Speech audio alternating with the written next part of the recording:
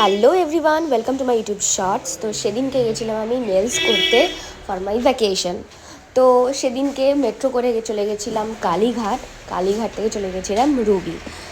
তো এবার তোমরা ভাববে যে আমি যেখানে থাকি সেখানে কিছু নেই। আমার বাড়ি থেকে রুবি প্রায় 1.5 ঘন্টার ওপরের ডিস্টেন্স, বাট আমার এর নেলস ভীষণ ভালো লাগে। তো আমার নেলস শুরু হয়ে গেছে।